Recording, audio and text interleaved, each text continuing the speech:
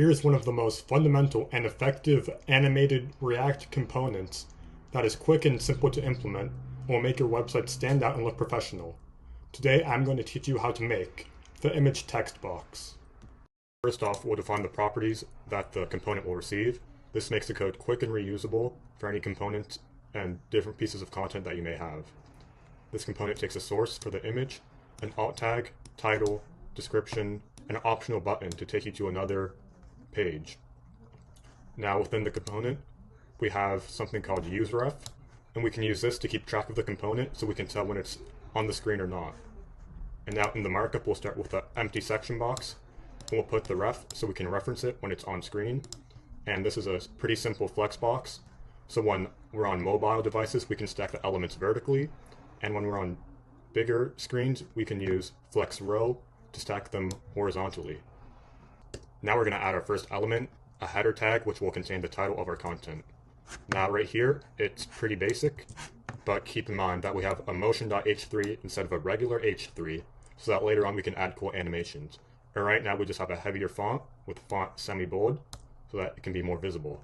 Now for aesthetic purposes, we can add a gradient to the text to make it look a bit better. So to start, we'll put BG gradient 2B from white to gray 300. But as you can see, this applies it to the background and not the text itself. So to apply the color to the text and not the background, we can do BG clip text to have the background color only on the text.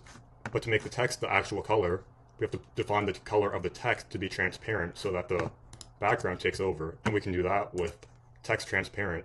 And now you can see there was a slight change, and this will make a big difference in the long run.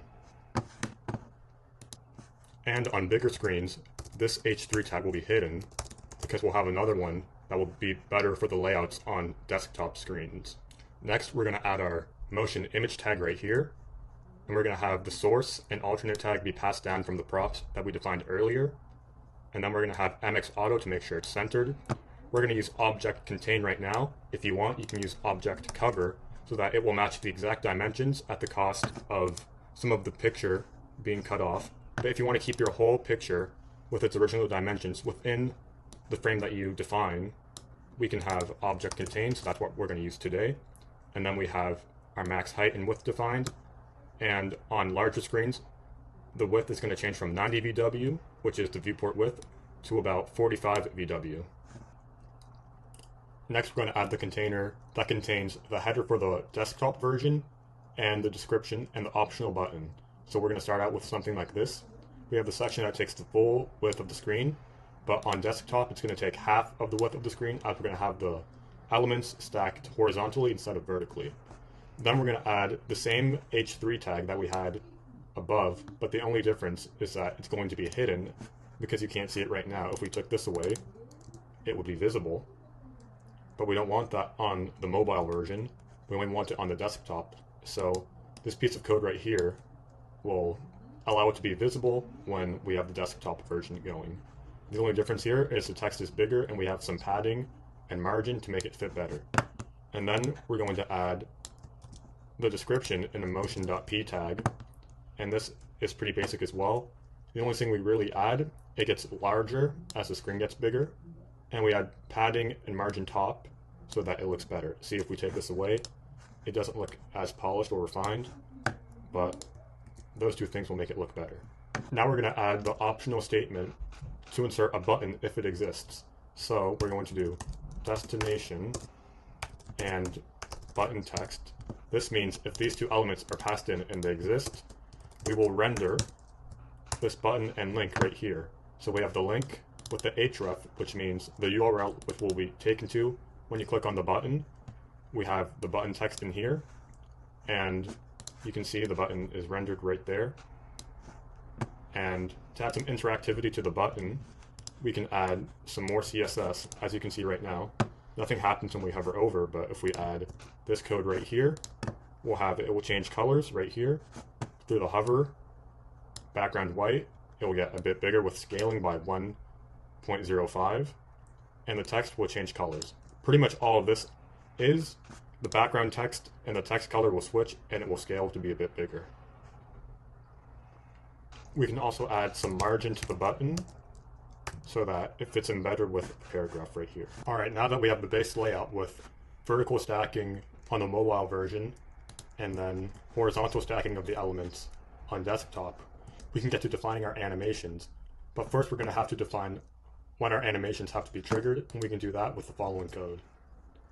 This use and view function from Framer Motion will detect any element, and when you give it a specified amount, which in our case is 80%, it will trigger InView to be true, and we can start our animations.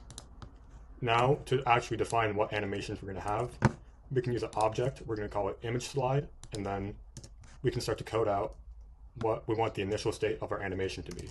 So we can do that with opacity 0, so it's not going to be visible.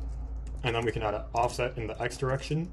If the reverse variant of this component is true, we're going to offset it by 40 to the right. If it's not true, it's going to be 40 to the left.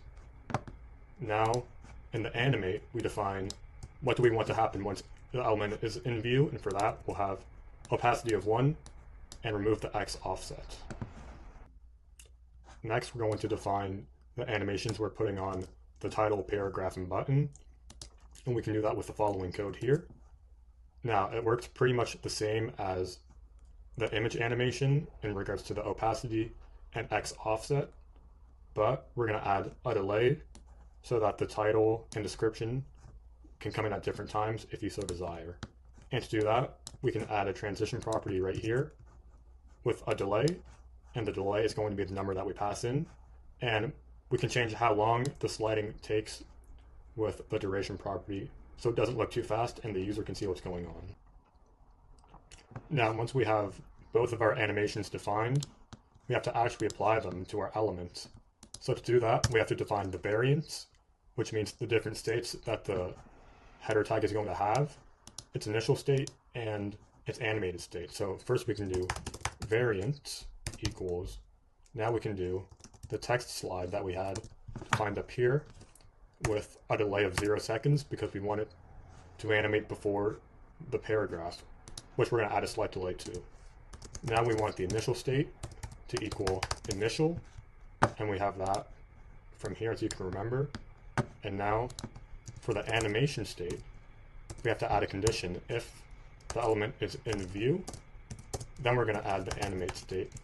Otherwise, it's going to stay in the initial state. And that's how we add the animations to our elements, and then we're going to apply this to all the other ones. Now we can add our other animations to our other elements within the component, so we can add the same logic for the image here, the image slide. We can take the header animation, put it on here so that both the mobile and desktop versions have the same animation with a delay of 0. And now with our p tag, we can add the same text slide animation, but with a delay of actually 0.3. So it will be 0.3 seconds after the title. You can see the animations are already starting. And then for the button, we can add an even slighter delay of 0.8.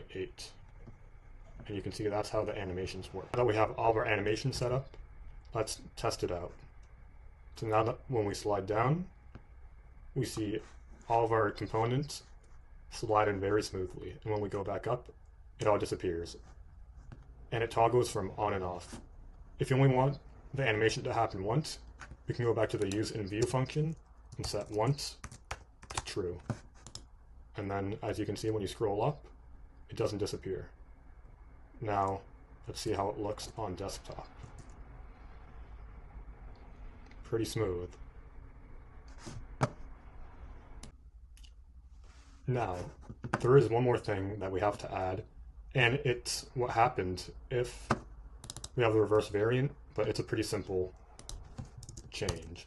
So we're going to have to put a conditional statement in backticks, and if we have reverse, this only applies to the mobile or to the desktop version, so it's going to be flex row reverse. So we'll put it in this statement right here. If reverse, we'll have flex row reverse.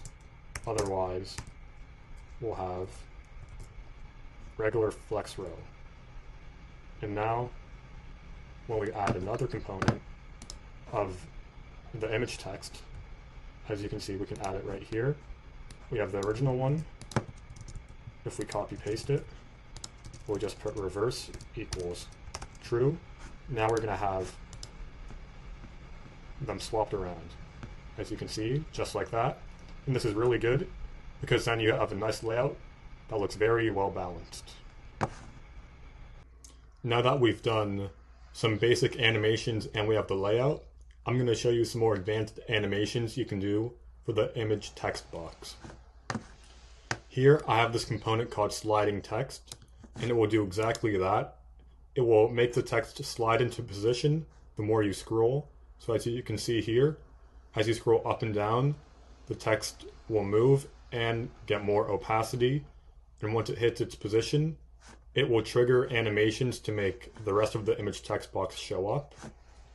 And the way that it slides will be based off the reverse prop. So when we have the reverse, it will slide in from the other side, so it looks nice and symmetrical. Boom, just like that. Now I'll show you this in the next video, but get creative and make your own animations within this framework. But having this image text box component can be essential to your landing page. It's very easy to set up, and if you also want to add your data, it's quite easy. You can make a data file, and you can keep all the data for your components in there, export them, and then on the main page, you import them from the data file, and you can put them within your components, and you can just copy paste, add different data, and you can make a landing page very quickly that can lead to your other pages. This is great for quick setup while keeping your layout clean, symmetrical, and efficient. So that's how you make the image text box, and that's how you can animate it in a basic way. It's a really good first component to have in your bag of code. There's a lot of different ways you can make it and animate it, and I'll show you some cooler stuff in future tutorials. Feel free to take this code and make something new and get creative with it. And if you have any questions or tutorials you want in the future, comment below and I'll get to it. But in the meantime, keep working hard on your craft, and I'll see you next time.